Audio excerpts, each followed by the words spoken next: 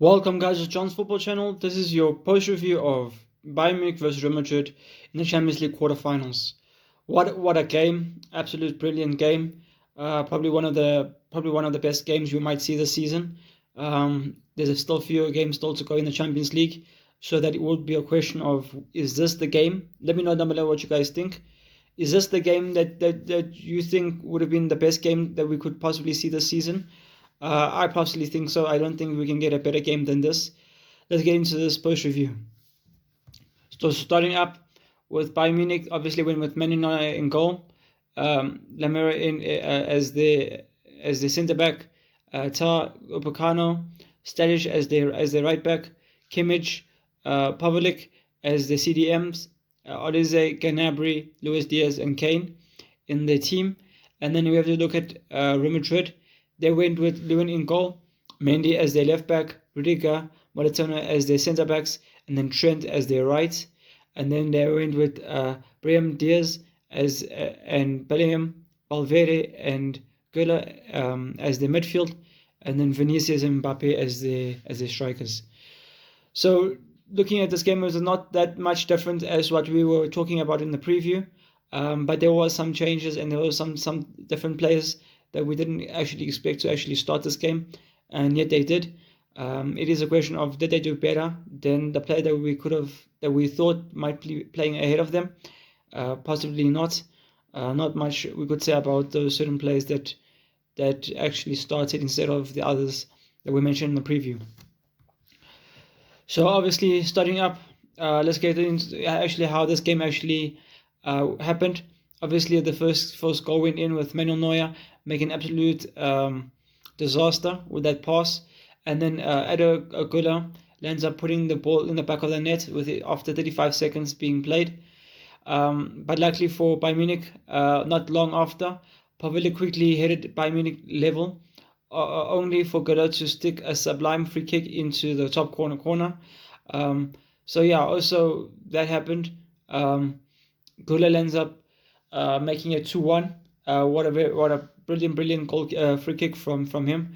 When I saw him taking the free kick, I said, damn, okay, this guy doesn't know much about putting the balls in the top corner. I was quite surprised that he was actually put it there, especially against Manuel Neuer. I mean, Manuel Neuer, I think we all know, is one of the top players out there.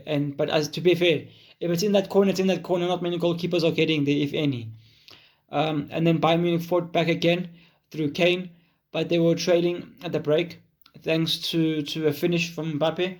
It was nice that it was a very nice finish and a nice passage of play for Mbappe to actually score, making it 2-3 going into the game and into half time. Then unfortunately, Camavinga, I don't know why is it with him as well when he's in the team that he's also a suspect of red cards. I don't know why. I mean, clearly they need to be careful. But I suppose he is young. He is making these mistakes. Hopefully, he learns from these mistakes and doesn't actually continue to make them. But yeah, he lands up just after 24 minutes being into the field. He picks up the first yellow, and then for wasting time against Harry Kane, which I think was actually harsh, but it is what it is.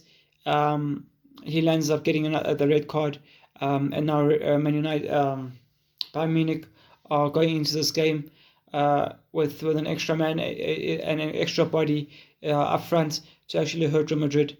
Now Real Madrid, obviously they don't have much of an option but actually to try to hold on. But unfortunately that was not the case. They end up actually conceding. So Bayern Munich took the advantage, was numerical advantage, when Diaz lands up scoring that goal. Very good goal as well. It was a bit of a deflection from Militao, but anyway, the ball goes in, and then we end up seeing I suppose we all thought it was done from there. All needed to be done was just a chill, basically. I mean, we already you in the up front, but no, actually that was not the case. Real Madrid were actually trying to chase for the leveler when Olise ends up putting in that ball. It's very nice how I suppose he did try. I mean, he did try it a couple of times in the game. Just nicely that it actually a couple of times after he tried, I think it was the third time, it actually ends up going in quite wonderfully into that top left corner, and very very very good goal. I suppose not many much finish is better than that.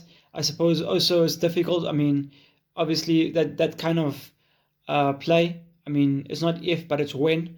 That is the trick for a defender to actually know when to actually put a block. Because if you put the block too early, you can feint and go down the line, or you can do all sorts of other stuff. So obviously, the defender has to wait for him to do something. And obviously, Oliza was quite quick and was able to punish Real Madrid, and actually take home the win for them. So yeah, it was well deserved. I think it was just a killer that I felt like it spoiled the game in a way with the red card. I mean, Camavinga could have, I suppose, could have actually been a bit more careful, because we all know, I think it was a bit more quiet. I think after the break, that not much was happening, but unfortunately, as soon as Camavinga gets that red card, everything started being played at a quicker pace.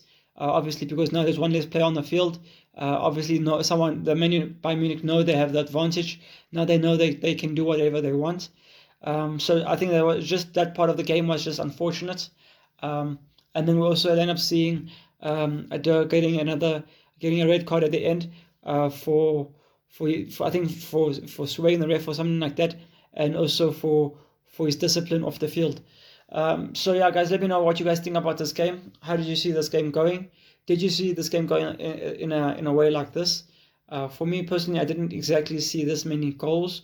I thought it would be quite more low, like not that many. I thought maybe a 2-1, 3-1 maybe, but not this crazy.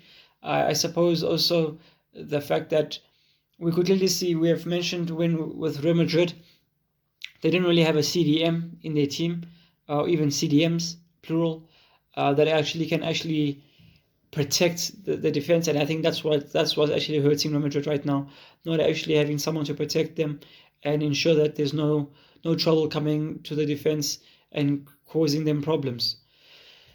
So then if we take a look, obviously, at the stats, I mean, total stats for Bayern Munich, they had 21 shots, 9 shots on target. With Real Madrid, they had 12 and 5 shots on target. Touches in opposition box, Bayern Munich had 43. Real Madrid had 22. Big chances, Bayern Munich had 2. Real Madrid had 3. So they could have, I suppose, in a sense, I don't know exactly which chance there was a bit extra, but probably they should have taken an extra chance. It's just unfortunate they didn't. If we look at the accurate passes, 98% for Bayern Munich, and then only 78% for Real Madrid. Fouls committed, not much that you can say there was much difference. 10 to Bayern Munich, and then 12 to Real Madrid. Offsides, relatively low. So basically, they basically knew what they were doing. They knew how to play the ball. Basically, they didn't actually have this thing of quite a few offsides, and I think that can be irritating for fans to watch. With offsides, I mean, you're about to score or you're about to go on goal, and then you end up finding out that you're offside, and now you have to give the ball to opposition and restart from scratch. Corners, Bayern Munich had 9, Real Madrid only had 2. So not much. I mean, you can clearly see that Bayern Munich dominated the game. It is a question of how many of these stats were prior to the red card and before. That would actually be interesting to see how did it actually look in terms of stats. How did it actually look? But yeah, guys, this is how it actually most likely shaped up. And obviously, Harry Kane ends up getting the man of the match. Olise and Kimmich did quite well as well. With Real Madrid, it was Mbappe, Gola, and Bellingham. I'm quite surprised with Gola. I'm quite surprised how he played. Apart from the first goal, I mean, that goal was quite obvious. And I think most players of the stature could have did that. But the free kick was sublime. So very, very good goal from him. Then we have to look, obviously, now. We all know about Arsenal. Arsenal ended up not even scoring a bloody goal against Sporting, but yet they ended up going through. Now Arsenal has to play Atletico Madrid in the semis, and then PSG versus Bayern. The only game I could say that could possibly be better than the Real Madrid this game, I think, would be PSG against Bayern. So that would be very, very interesting. Let me know down below what you guys think after the game, straight after the bat. I'm not giving much time and much thought to it. Who do you think will actually win that game? That will be a very, very, very tight game. For me personally, I'm going to edge a bit of PSG. The way I saw this game, I think PSG can do a bit more better than Bayern. I could be wrong. Let me know down below what you guys think. How do you guys see this game going?